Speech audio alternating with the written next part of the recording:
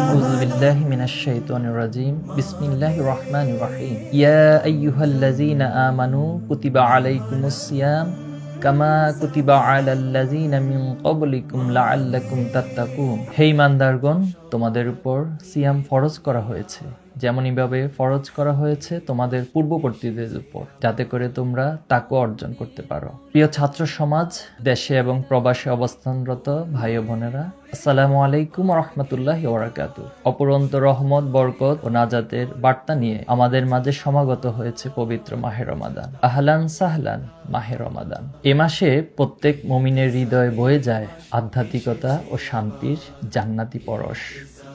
এ মাসে মহান রবের পক্ষ থেকে জাহান্নামের দরজা বন্ধ করে খুলে দেয়া হয় জান্নাতের সবকটি দরজা। রমাদান হলো কোরআন নাজিলের মাস, বদরের মাস, কদরের মাস।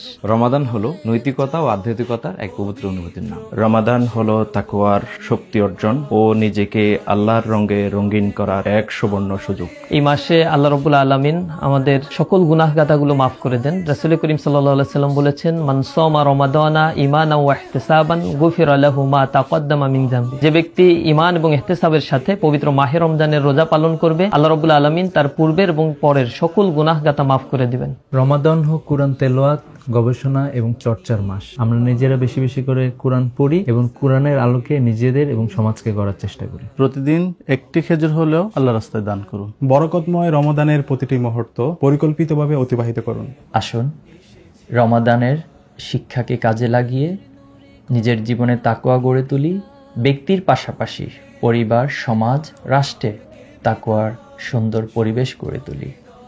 এবারের রমাদান হোক আমাদের জীবনের শ্রেষ্ঠ রমাদান। আমিন। আসসালামু আলাইকুম ওয়া রাহমাতুল্লাহি ওয়া বারাকাতুহু।